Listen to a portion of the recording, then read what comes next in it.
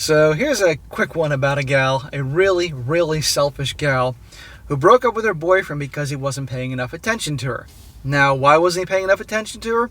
Because her boyfriend's mother was dying from cancer, and he was spending all his time, as much as he could, with her as she was on her final days. And this gal didn't like that she wasn't getting enough attention and validation, so she broke up with the guy. Fast forward in time, all the guys she's been dating are just, in her opinion, losers or jerks or all that. And now she wants this guy back, and guess what? Well, guess how he handles it? Like a boss. And I'd be good one to go over here for a good laugh. For any guys who've been broken up with, who've been good guys to your girls, good guys in general, they dump you, think the grass is greener, and they come crawling back, and you're like, nope. You'll like this one. Title: Am I the a-hole for laughing when my friend's ex rejected her? And the story is coming from the female friend of the gal that did this type of thing.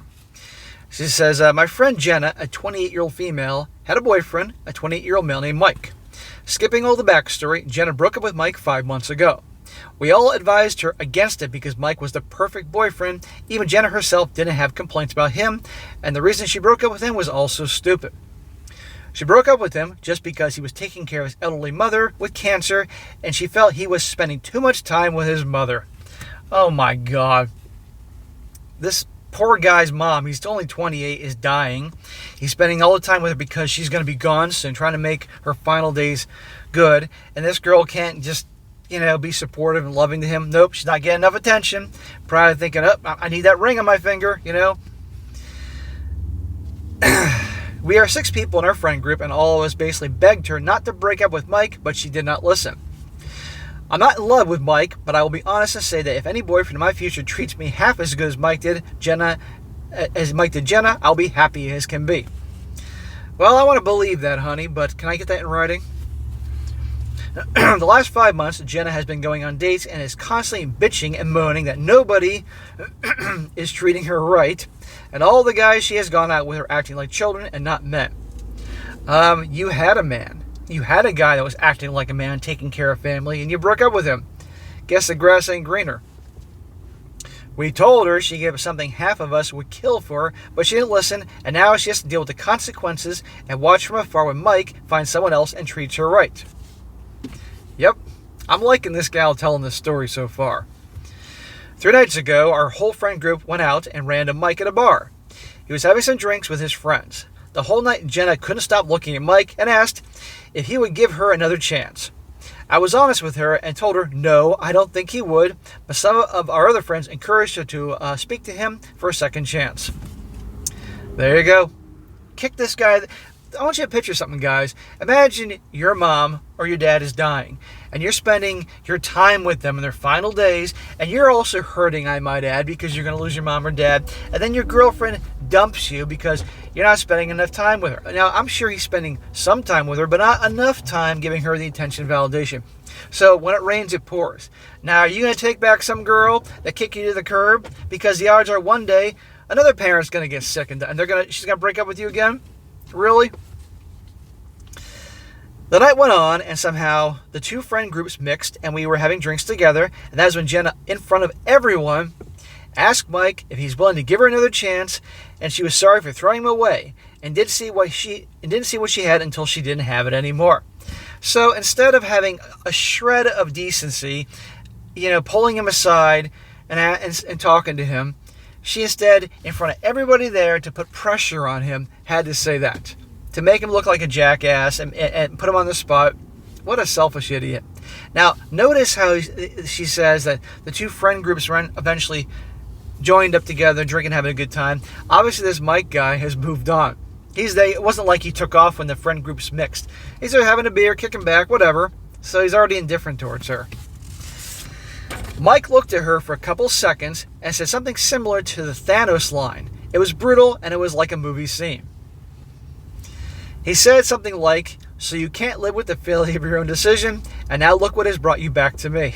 I actually believe this is true, that he said something like this because he's probably a Marvel fan.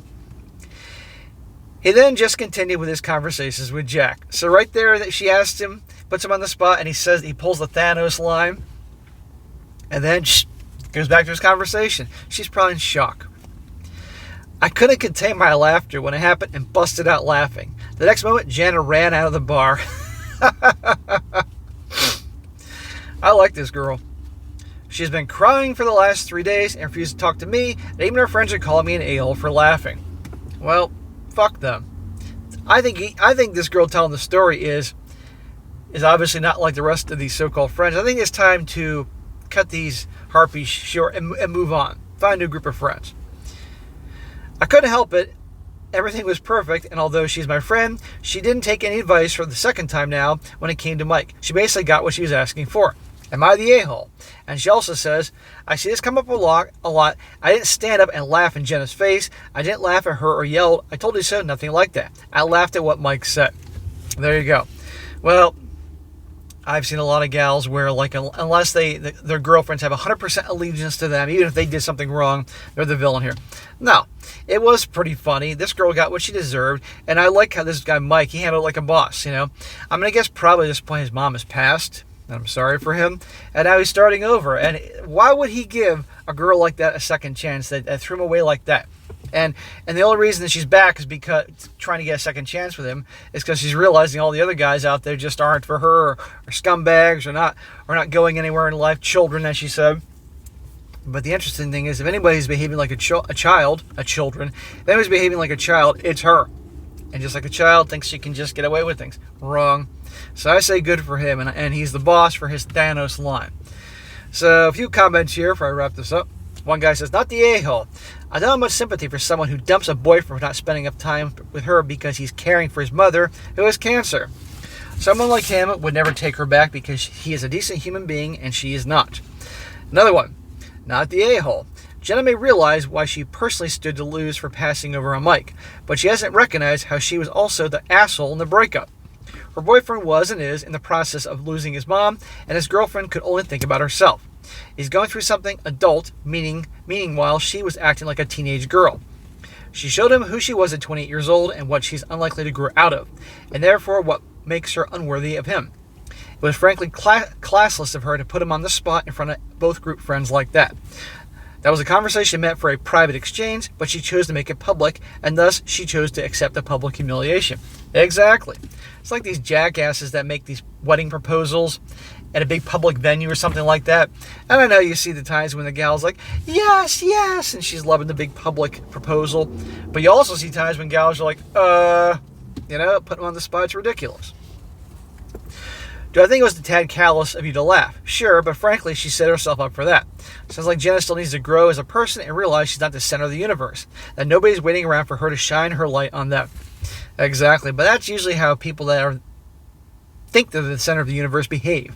And again, this gal that's telling this story, it wasn't like she laughed in her face or anything like that. She just laughed when he made that line because it was just what was unexpected. And let's be honest, she probably had a drink in her, so of course when you're drinking, everything else is pretty funny. So no, she's not the a-hole here, and I think actually this girl telling the story is pretty cool. But shout out to the Mike guy for kicking her to the curb, and he gets to have the last laugh.